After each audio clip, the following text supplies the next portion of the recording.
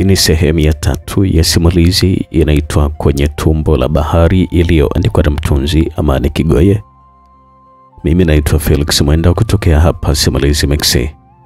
Nambari zetu ni 0677 062 012. Kama unakumbuka vizuri, sehemu iliyopita ilikuwa ni sehemu ya pili tulipokuwa tumeishia.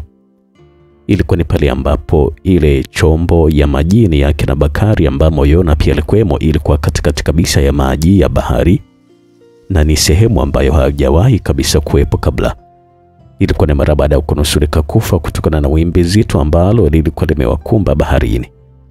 Kilichoendelea, karibu sana katika sehemu hii ya 3 ya simulizi hii ambayo sasa hivi imeshakwisha kabisa yote kwenye application ya SMX app.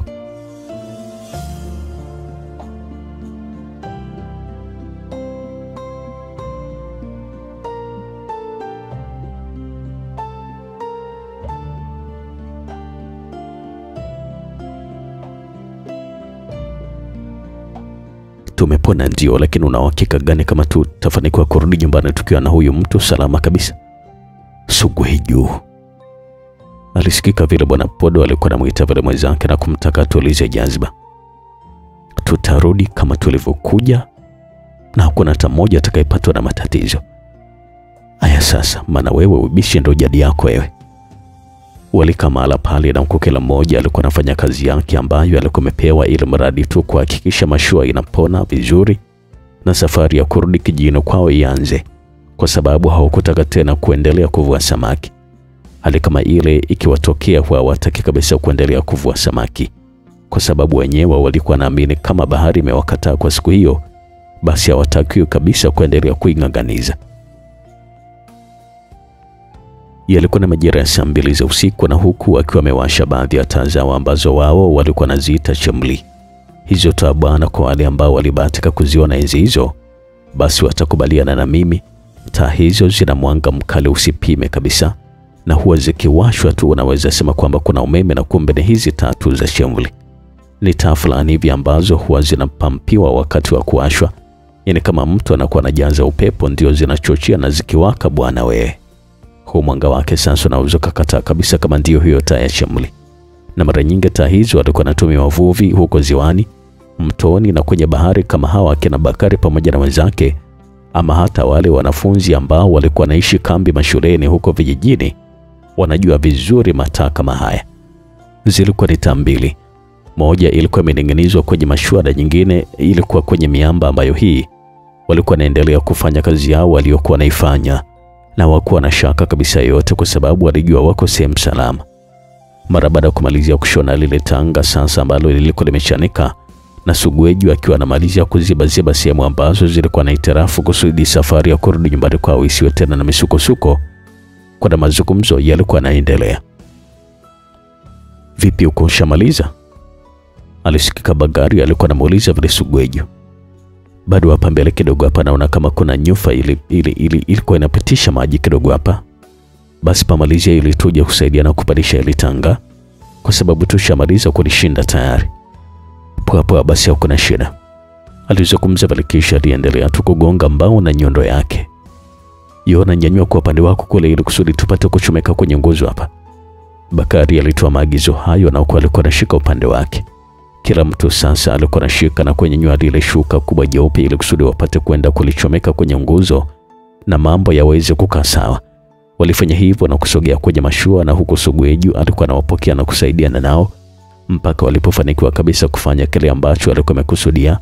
Mashua ilitengamaa vizuri, japo sio kwa 100%, lakini angalau kwa muda ule ilikuwa ina muonekano wa kuhimili hata mawimbi ya bahari na kuwasaidia kufika salama kule ambako walikuwa naelekea. Walianza kupakia vitu vyao kwenye mashua ili kusudi safari ianze kurudi nyumbani kwao.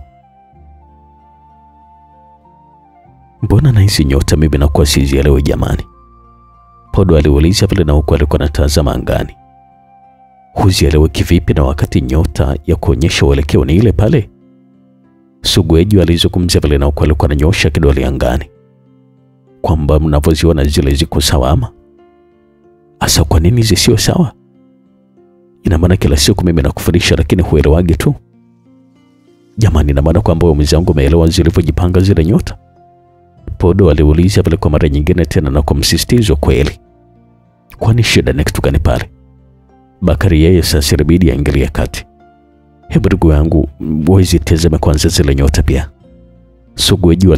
Sugweju alizungumza vile na ukweli kwa namgeukia Bakari. Haziko sawa kabisa zile. Na inaonyesha kabisa kwamba tumekuja eneo ambalo sio fukwe ile ambayo tumezoea. Bakari alizungumza vile na ukweli kwa natazama angani. Unaona sasa ubishi wako tu. Podo alimshukia vile bwana Sugweju. Ni wote mmechanganyikiwa tu na kile kimbunga kile. Aya sawa baba. Podo alijibu vile. Kwa hapa tunafanyaje jamani? Yona aliuliza vile na ukweli kwa namtazama tu Bakari mara baada ya kusikia maelezo yake. Hapa tutarudi tu nyumbani hata usiwe na mashaka kabisa. Alizungumza vile Bakari na ukweli kwa na kwenda kuchomoa kamba iliyokuwa inashikilia mashua kutokea kwenye ule mwamba ambao walikuwa wamechongoka hewani. Lakini sio nasema kwamba tumetokea eneo ambalo sio fukwe yetu ama? Yona alikuwa anazidi kuuliza vile. Ni kutoe tu wasiwasi bwana Yona, hata kama tumetokea eneo jingine kabisa bado kuna utaalamu wa kutumia zile nyota kurudi nyumbani. Zile nyota zimepinduka tu, na kama ikitokea nyota zimepinduka, basi sisi kile ambacho tunatokea kufanya ni kwenda kinyume na kawaida. Alizungumza vile Bakari na huko alikuwa anaweka ile kamba na kuchukua kasi kubwa, na alianza kama kulikita kwenye mwamba na kufanya mashua itikisike hivi. Sugweju pamoja na Podo na wao sasa walifanya kama ambavyo alikuwa anafanya Bakari, na pale pale sasa mashua ilianza kuacha kile kisiwa cha miamba na kuanza sasa kuingia baharini tena na kufanya kila mmoja kuwa makini tena. Kwa bahati mbaya kwao hakukuwa na balamwezi usiku ule zaidi ya nyota tu ambazo hizi zilikuwa zimetapakaa tu angani kila kona. Walianza sasa kufuata zile nyota, lakini wao wanakuambia kwamba walikuwa nazifuata kinyume na vile ambavyo walikuwa nafanya siku zote. Yani hapo kama hizo nyota walikuwa wakiziona na kuzifuata magharibi, basi usiku huo walikuwa wanakwenda magharibi, na ndivyo ambavyo alikuwa anafanya pia. Muda wote alikuwa anaonekana bwana Sugweju alikuwa anasikitika tu na kuwatazama wenzake wanavyohangaika na hizo nyota, kwa sababu yeye alikuwa anaona kama walikuwa wamekosea tu na wamepotea. Safari ilikuwa inaendelea tu na kila mmoja alikuwa ametulia tu, na kuchemli zilikuwa zinaonekana kuwaka kisawasawa kiasi cha kufanya hata maji ya akisi ile miale na kuonekana ndani ya maji kabisa. Bakari alitoa mfuko wa nailoni ambao huu ulikuwa umefungwa vizuri, na kisha alitoa vipande vya mikate ya kumimina sambamba na vipande vya samaki na kumpatia bwana Yona. Vipi unatumia? Aliuliza vile Bakari. Ya natumia. Yona alijibu vile na huko alikuwa anapokea. Mara baada ya kumpatia Yona sasa kila mmoja alikuwa nakula, na huko bado alikuwa anafuatilia tu zile nyota kusudi wasije kupotea na kupoteza uelekeo. Mikate ilikuwa inazidi kulika na vile vipande vya samaki vilivyokuwa vimekaushwa vizuri kwa moto, na huko chumvi na ndimu vilikuwa vinasikika kwa uhakika kabisa. Walitembea kwa mwendo mrefu sana mpaka ilipotimu saa 7 za usiku, na hawakuwa wanaona dalili ya fukwe ama mashua za wavuvi wengine. Na muda ule Yona alikuwa amelala, hana habari kabisa kwa vile bahari ilikuwa imetulia. Basi ndivyo ilivyomfanya apate usingizi mwanana kweli kweli. Sasa kila mmoja alianza kupata mashaka kwa sababu sio kawaida kabisa kwa mwendo aliotembea. Halafu yetu asiweze kabisa kukutana na wenzao wowote. Walitazama zile nyota na kisha kujiona kama wako sawa, lakini uelekeo haukuwa sawa. Yani hapa lazima kutakuwa na shida tu, sio bure. Podo alizungumza vile na huko alikuwa anakwenda kuchota maji baharini kwa kiganja chake. Alipoyachota aliyatia kiganjani na kisha akawa kama anasikiliza radha yake. Na mara baada ya muda sasa aliyatema na kukunja uso wake, na huko alikuwa anawatazama wenzake ambao hawa walikuwa wanamtazama pia. Ni mazito sana, hata kiwango chake cha chumvi ni kikubwa mno. Podo alizungumza vile na huko alikuwa anakwenda kusimama mbele, na huko macho yake yalikuwa kwenye nyota tu. Yani kwamba nataka useme kwamba tuko eneo la kina kirefu kupindukia ama? Bakali aliuliza vile. Sasa unauliza kitu gani na majibu yake ndio yanaeleza hivyo? Sugweju alidakia vile. Tukubali tu kweli kwamba tumepotea na tujui kabisa wapi tulipo basi. Podo aliamua kuzungumza ukweli. Kwanza kila mmoja alibaki alikuwa ametulia tu na kumtumbulia macho bwana Podo, ambaye huyu alikuwa anaendelea tu kuzitazama zile nyota angani kwa makini. Hakuna hata mmoja aliyetaka kuamini maneno ya Podo, na pale pale sasa kila mmoja alikwenda kuchota maji kusudi ajionje mwenyewe. Majibu yalikuwa ni yale yale ambayo alikuwa ameyatoa Podo, na kuwafanya sasa Bakari pamoja na Sugweji wabaki walikuwa natazamana, na huku alikuwa anayatema maji baharini.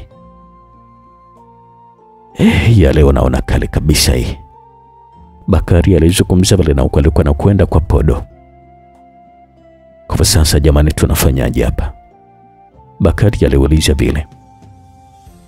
Yaani hapa kuna kingine ambacho tunaweza kufanya zaidi ya kutuliza akili na kutafuta uelekeo uliokuwa sahihi basi? Podo alijibu vile kwa kutulia kabisa. Mimi niliwaambia kabisa kwamba huyu mtu ndio chanzo, lakini nyinyi mkawa muelewe kabisa. Sugweji alizungumza vile, na huko alikuwa anamnyoshia kidole Yona ambaye huyu alikuwa amelala haelewi chochote ambacho kilikuwa kinaendelea. Sawa, tatizo ni yeye, sasa tunafanyaje? Bakari aliuliza vile. Sasa swali gani hilo ambalo unaniuliza mimi? Lazima nikuulize kwa sababu naweza ukajua jinsi ya kulitatua. Kama umeshajua tatizo, utashindwaje kujua jinsi ya kulitatua? Unadhani sasa tutalitatua vipi hili swala? Tumuondoe kwa sababu tushachanganya damu zetu na damu yake ya Baraka? Hivi na akili timamu kweli wewe? Podo alimuuliza vile Sugweju. Kama mnaniona sina akili basi tuendelee tu kupambana ili kusudi turudi nyumbani, alizungumza vile Sugweju, na huko alikuwa anakaa chini. Sidhani kabisa kama suluhisho la kutoka hapa salama ni kumtoa sadaka Yona, Bakari alidakia vile. Hilo ndio suluhisho pekee lilosalia basi, Sugweju alidakia vile na yeye. Watu wote walikaa kimya tu wakiwa wanamtazama Yona ambaye huyu alikuwa anajinyosha, na huko alikuwa bado tu anauchapa usingizi. Walitulia tu kwa sababu hawakutaka kabisa asikie ule ubishi wao ambao ulikuwa unaendelea baina yao. Mimi binafsi siafiki kabisa swala kama hilo, Podo alizungumza vile. Hata mimi pia, Bakari naye aliunga mkono swala hilo. Sawa kama nyinyi hamtaki, lakini tujiandae kuteseka mpaka kupaona nyumbani, Sugweji alizungumza vile, na huko alikuwa anakwenda kukaa chini. Ukimya ulitawala kwenye mashua na kila mmoja alikuwa na tafakari yake tu kichwani, na wakati ule hata Yona mwenyewe alikuwa anaendelea tu kuota ndoto ambazo hizi alikuwa anasijua mwenyewe. Walianza sasa kuzitazama zile nyota kwa mara nyingine tena ili kusudi wapate kuzifuata. Walikuwa naamini kabisa kwamba watafanikiwa kurudi kijijini kwao. Mara ya kwanza tulizifuata kinyume nyume, si ndio? Podo aliuliza vile. Ya, Bakari alijibu vile, na huko alikuwa anazitazama tena nyota. Walianza sasa kuzitazama, na kisha Podo alikuwa ni kama amepata jibu la kilichokuwa kinawasumbua. Hapa tulikuwa tumekosea kitu kimoja tu. Kitu gani hicho? Bakari aliuliza vile. Unajua ile pale sio baba wa nyota zile 4. Baba ni ile nyota ya pale pembeni, na imekuwa ni kama imegeuza mfumo hivi na mpangilio wake tuliokuwa tumeuzoea sisi. Bado sijakuelewa Podo, ujue. Au sijali mzee, alizungumza pale Podo, na huko alikuwa anazidi kumwelekeza zaidi. Waliendelea tu kuelekezana kwenye mashua, na huko alikuwa anaonekana sasa kuelewana na kuzielewa zile nyota na mpangilio wake. Kwa nataka kusema hapa tunafanyaje? Bakari aliuliza vile. Inabidi sasa tuende kama nilivyosema. Walimgeukia Sugweju na kumpatia ishara ya kwamba wanataka kufanya jambo ili kusudi waongoze kwenda nyumbani na kufuata hizo nyota.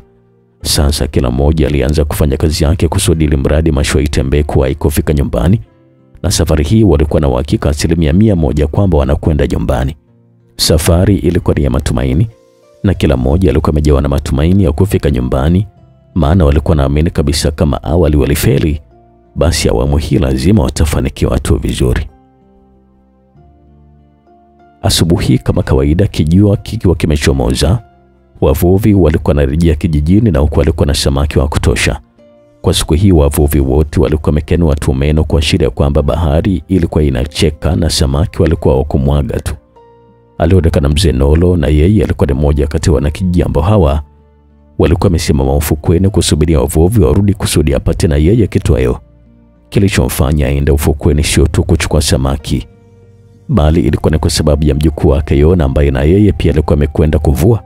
Kwa sasa alikuwa amekwenda kwa ajili ya kumpokea na kumpatia baraka zake. Ilikuwa ni heshima kubwa sana kwa mvuvi kupewa baraka na chifu mzee Nolo, na kila mvuvi alikuwa anatamani kila siku anapotoka baharini basi amkute mzee Nolo pale kusudi ajipatie mibaraka yake. Walikuwa naamini kabisa kwamba wanapopatiwa baraka na mzee huyo, basi shughuli zao za uvuvi huwa zinakwenda salama kabisa na kusaidia kupata samaki wengi kila ambako wanaenda baharini. Mashua zilianza kurejea ufukweni na zilianza mashua za wavuvi wengine, na huko mashua ya watoto wake ilikuwa inaonekana kuja kwa mwendo wa polepole. Ilikuwa inaonekana siku hiyo na yenyewe ilikuwa imebeba samaki wengi tu. Hakika ni bwana mwenye bahati sana. Yaani kwa mwendo kama ule leo atakuwa amepata samaki wengi sana. Mzee Nolo alizungumza kwa sauti ya chini na huko alikuwa anatabasamu, na macho yake yalikuwa kwenye mashua ya wanawe tu.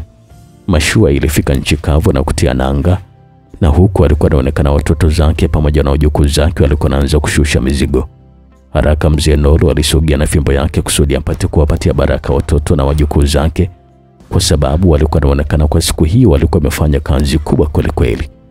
Walishuka watu wote na huku kila mmoja alikuwa amebeba mzigo wake, lakini walishangaa kweli kweli kumwona mzee wao hana habari kabisa na kutoa baraka, licha kwamba walikuwa wamebeba na fungu lake mwenyewe pia. Mzee, alisikika mtoto wa mzee Nolo akiwa anamuita vile baba yake.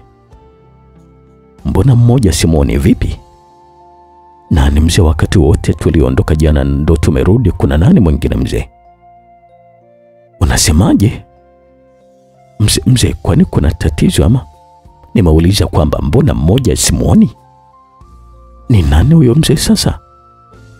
Ina maana kwamba mkuonana naye ama hakuwakuta? Baba, mimi hata sikuelewa kabisa unajua. Kwani kuna shida gani mzee?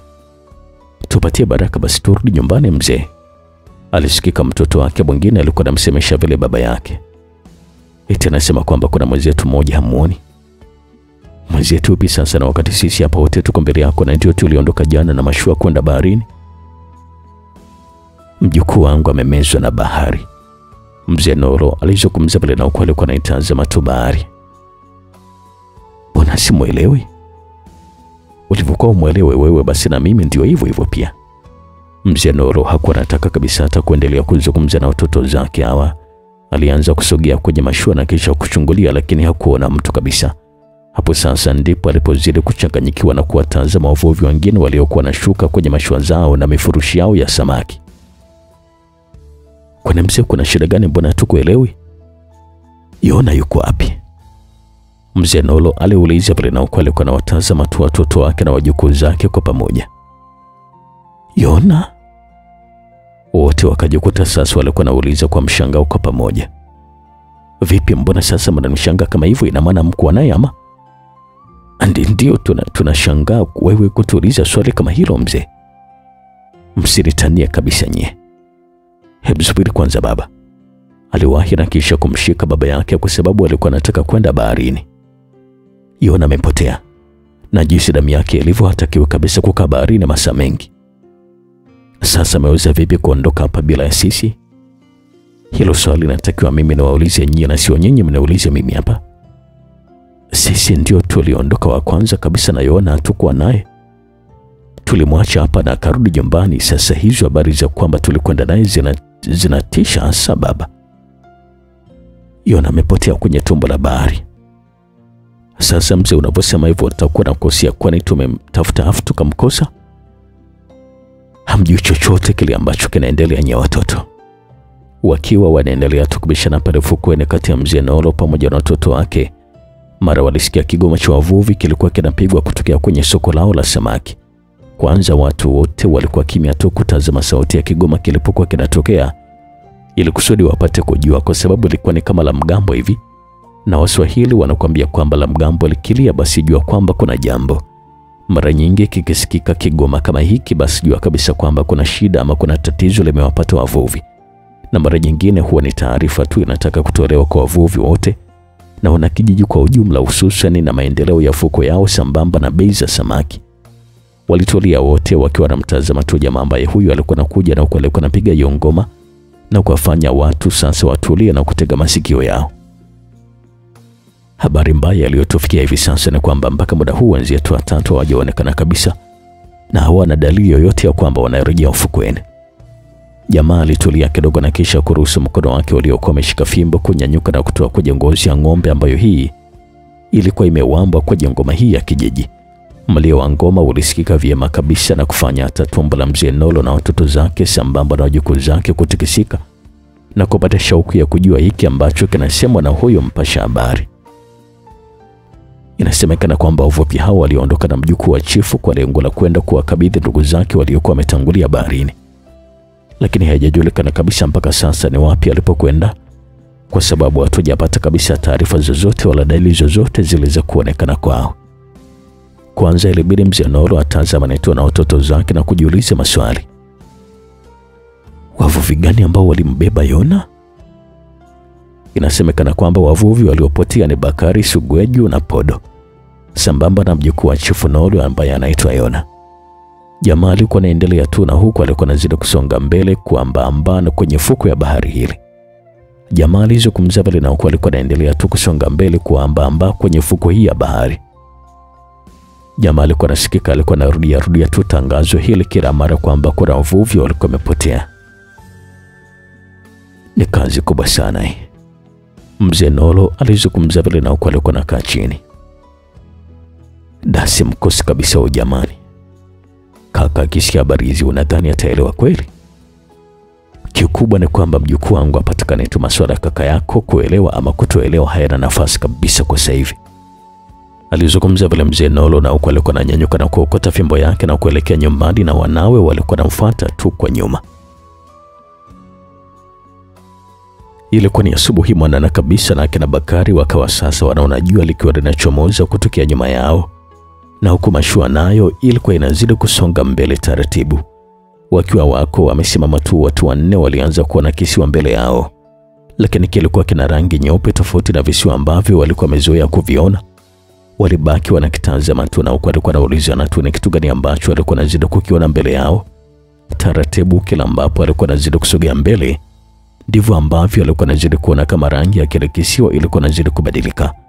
Walianza kuona rangi ya kawaida na kwa mbali Bakari akawa sasa amegundua kitu na kubaki alikuwa anawatazama wenzake ambao hawa walikuwa wametulia tu wakitumbua macho kutazama tu kule mbele. Yani mwaka wa hasara ni mwaka wa hasara tu. Bakari alizungumza pale na huko alikuwa anarudi nyuma ya mashua. Watu waligeuka na kisha kumtazama Bakari kusudi wajue alikuwa anahitaji kufanya kitu gani. Ndipo sasa walipomwona alikuwa anainama na kisha kuchota maji na kisha aliyatia mdomoni kidogo. Alipomaliza aliyatema na kisha kunyanyuka na huko alikuwa anarudi tena mbele ambako alikuwa amesimama wenzake. Vipi tena Bakari? Sugweju aliuliza vile.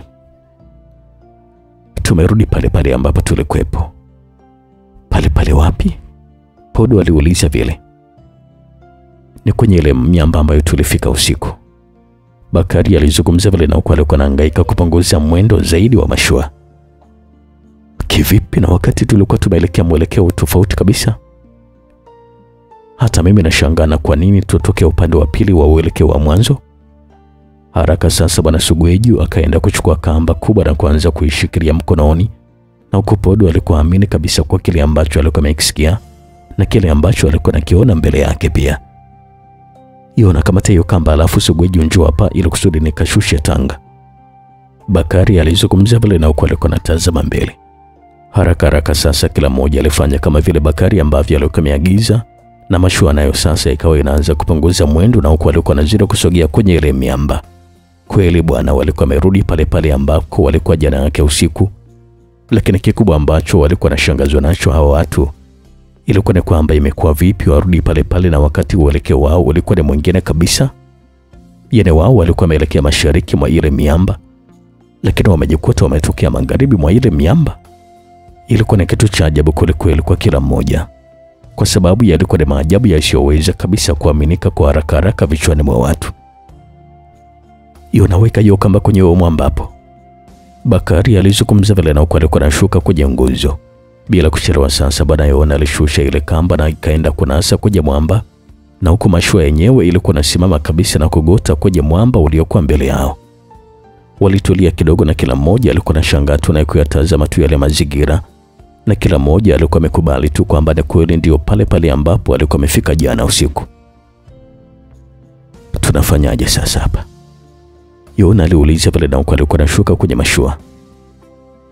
Hatuna chochote ambacho tunaweza kufanya kwa sasa hivi, maana hata chakula kimetuishia kabisa. Bakari alizungumza pale na huko alikuwa anaonyesha kabisa kwamba alikuwa amekata tamaa. Kuhusu chakula hilo alina shida kabisa. Hapa kuna samaki wengi tu, hatuwezi kufa njaa.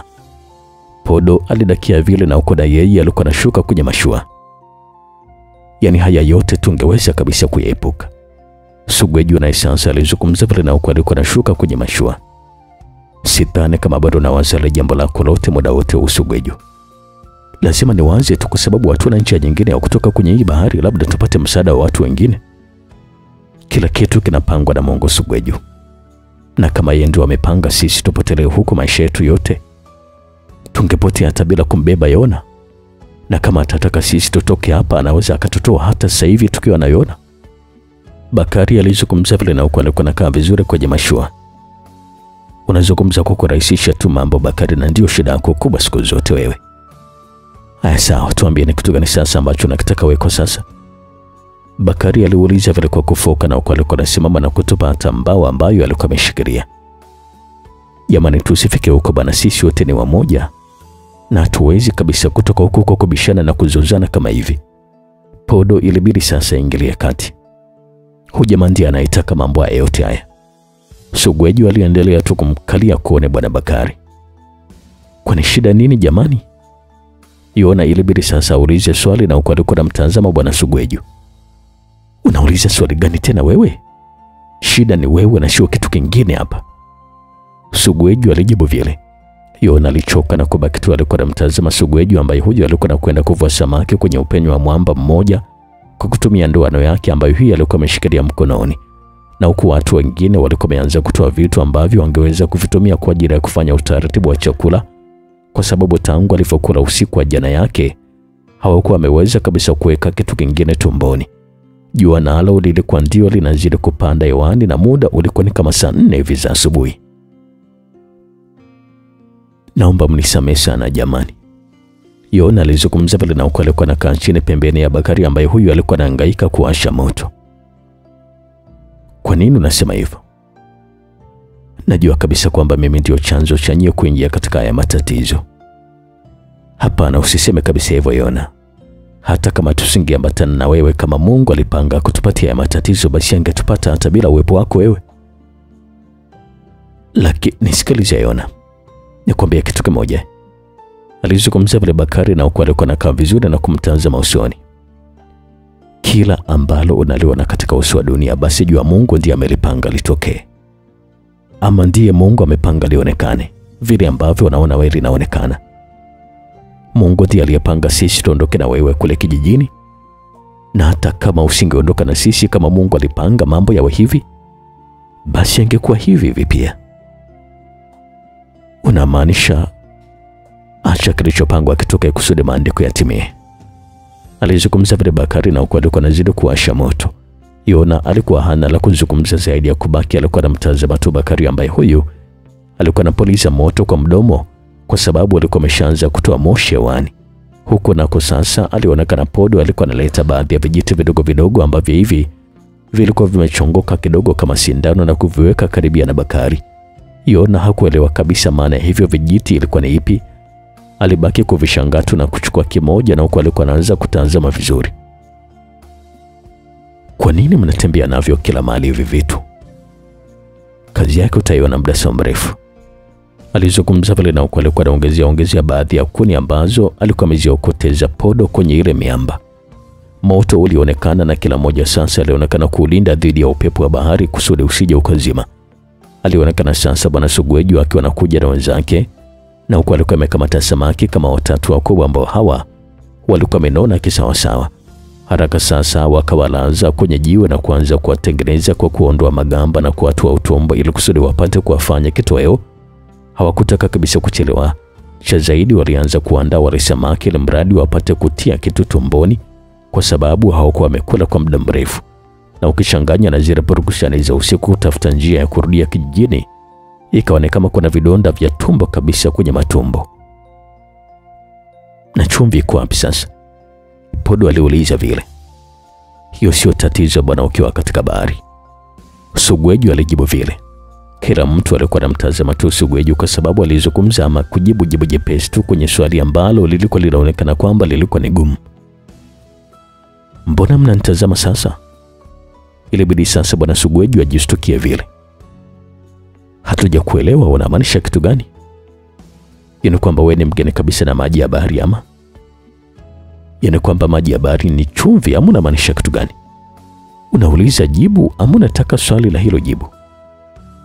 Nimeuliza tu kaka. Naya. Endeleeni sasa kuandaa samaki hao, ngoja mimi nifanye utaalamu mmoja hivi ambao nilifundishwa na marehemu baba yangu.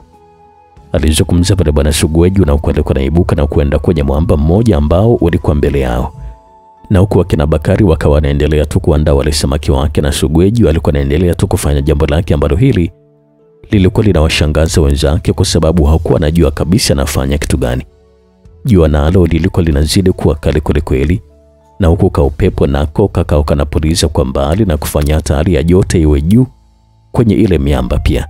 Hakuna ambaye alikuwa anajali kwa muda ule kwa sababu kila mmoja alikuwa na hamu ya kula wale samaki waliokuwa wanaendelea kukaushwa kwenye moto. Aisiye kwa inja niliyokuwa nayo hapa. Wakiva wa samaki nitapata kula kujigaragaza. Podo alizungumza vile na alikuwa anaendelea tu kuchochea ule moto. Mkamia maji siku zote hayanywi. Yona alizungumza vile. Wote wakajikuta walikuwa wanacheka tu. Huku ufukweni sasa walionekana baadhi ya wavuvi na mashua zao walikuwa na zagazaga baharini kwa ajili ya kuwatafuta wenzao wakina Bakari. Kila mtu alikuwa na maswali kichwani mwake, wenzao walikuwa wamepotelea wapi? Kwa sababu sio kawaida kabisa na wana muda mrefu swala kama hilo kutokea kwenye kijiji kama hiki. Shida itakuwa ni ule mjukuu wa chifu yule lazima tu. Alisikika mvuvi mmoja ambaye huyu alikuwa anaitwa Gundo akiwa anazungumza na mwenzake. Yaani hilo ndio tatizo kubwa. Na sijui kabisa na kwa nini walikubali kumbeba na wakati wanajua kabisa kwamba sio sawa. Sule, mimi nakwambia kabisa kwamba shetani akiamua kukusimamia, basi lazima tu akugande na ubadilishe maamuzi yako binafsi. Hapana bwana, wale walikuwa najua kabisa kwamba wakimbeba yule basi watafuma chaka la samaki. Lakini kumbe wameingia chaka. Kwamba alikuwa najua kabisa kwamba ni kisimati ama? Maswali yako sasa Gombo utasema kwamba ujue tunazungumzia kitu gani bwana? Sule alikuwa anaendelea tu kuzungumza na huko walikuwa wako kwenye mashua yao na walikuwa wanaendelea kufanya ukaguzi kwenye fuko yao na taratibu walikuwa nazidi kwenda kwenye kina kirefu cha bahari.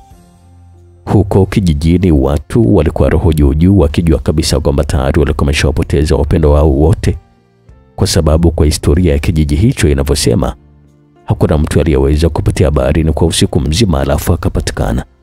Wengi wanasema kwamba walifariki ama kupotea kabisa bila hata maiti zao kuonekana. Waliokuwa na bahati na wale ambao walikuwa wanapatikana ama mili yao iliyokuwa inaokotwa kwenye fuko ya kijiji. Hakuna dalili yoyote ya kuwaona kwa muda huu. Mzee Nolo alizungumza pale na alikuwa anatazama kwa makini baharini na walikuwa wako mbele zaidi ya mashua nyingi zote. Lakini bado tuko karibu na fuko, nadhani tutakapozidi kwenda mbali zaidi tunaweza kuwaona mzee.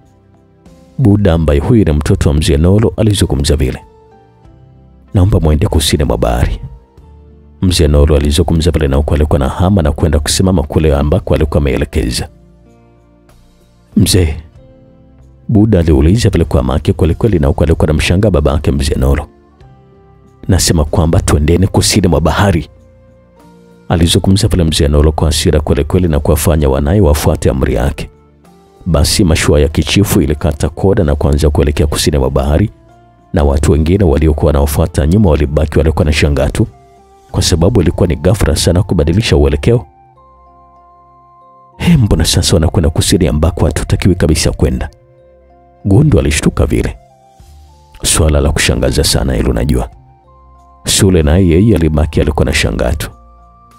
Twende huko na sisi. Gundo na sasa alimtaka mwenzake na wengine waliokuwa kwenye mashua waende kule ambako walikuwa wamekwenda wakina mzee Nolo. Mashua mbili tu ndizo ambazo zilikuwa zinaonekana kwenda kusini mwa bahari, lakini mashua nyingine zilikuwa zinaonekana kutulia tu na nyingine zilikuwa zinaendelea tu kwenda mbele na nyingine zilikuwa zinakwenda kaskazini mwa bahari. Sasa ikawa ni mwendo wa kuzagato baharini mpaka wakina Bakari wapatikane, kwa sababu kulikuwa hakuna tena namna zaidi ya kufanya hivyo tu.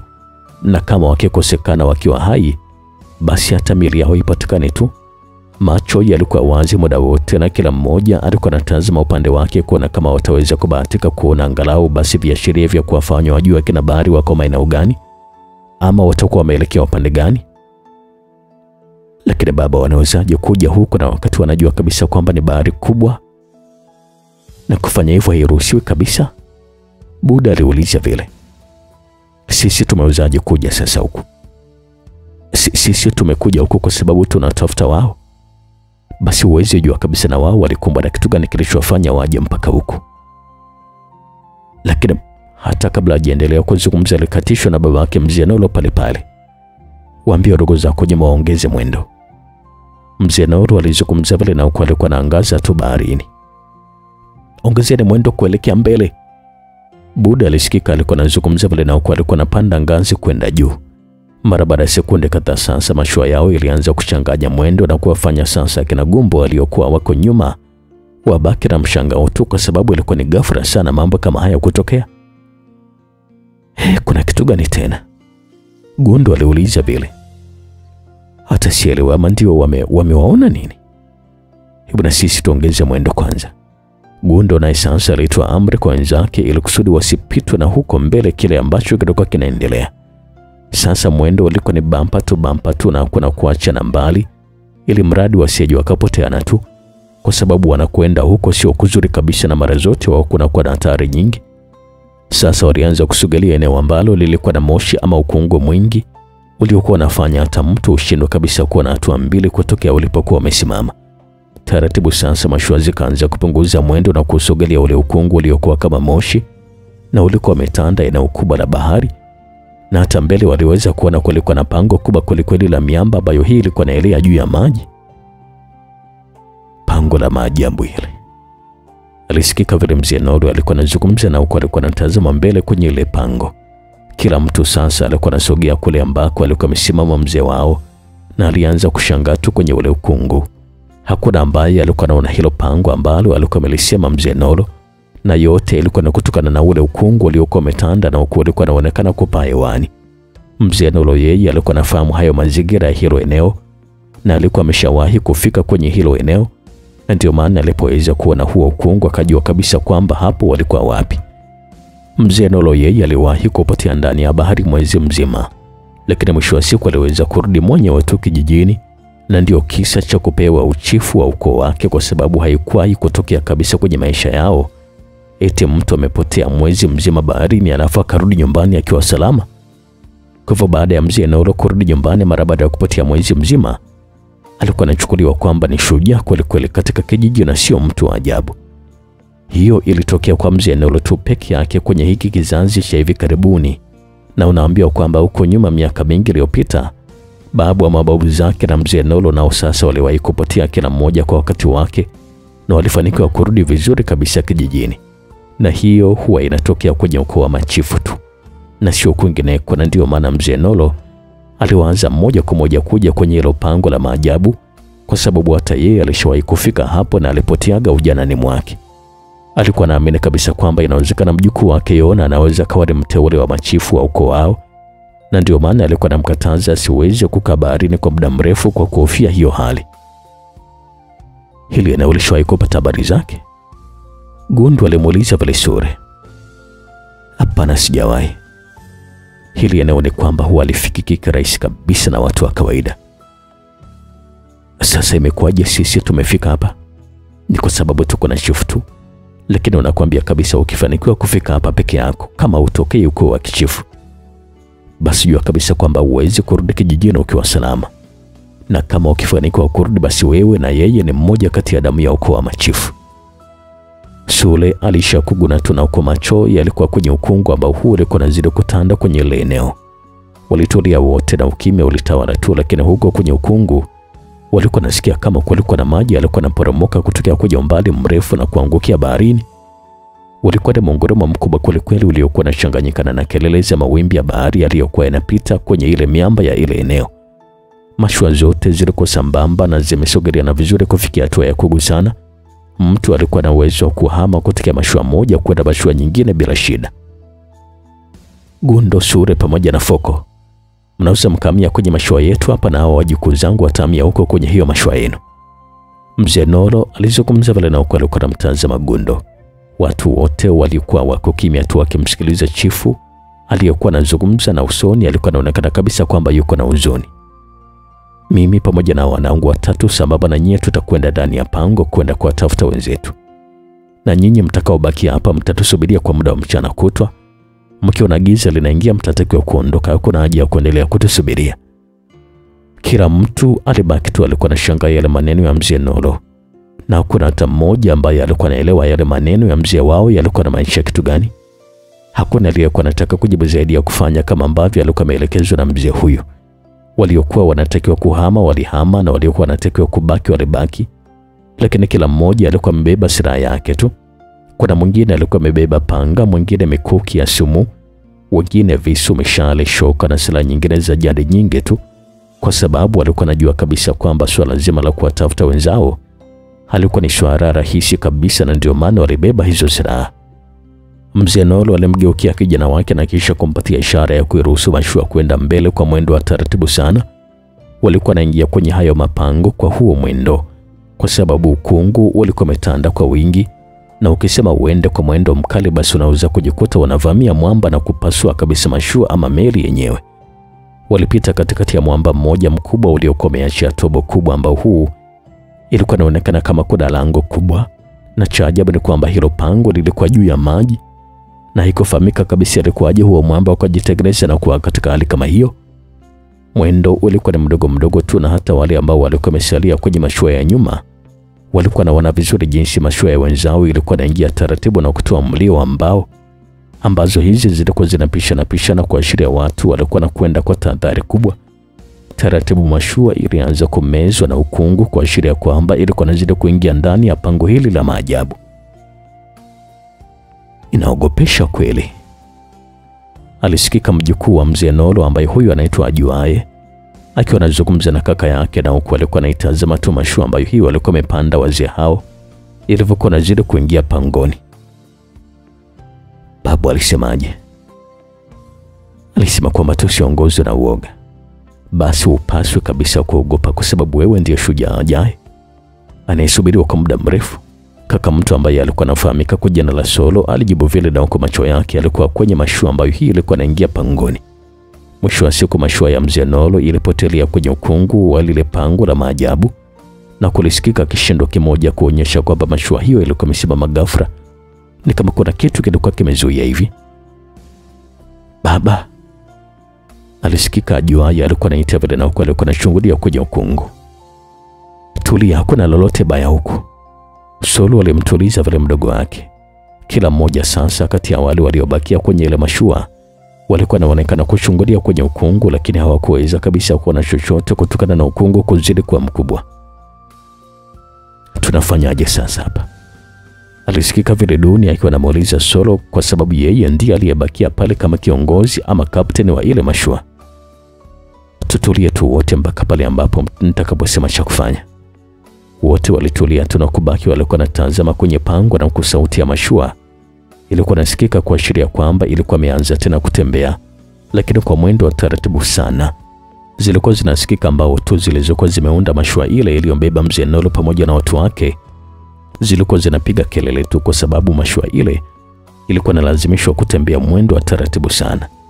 Huko ndani ya pango giza lilikuwa linazidi kushika kasi kweli kweli, na kila mmoja alikuwa ametoa macho tu kuona kama ataweza kuona chochote. Lakini ghafla wakasikia kama mabawa ya ndege mkubwa yalikuwa yanalia juu ya mashua yao na kuwafanya washtuke, na kila mmoja atazame hewani.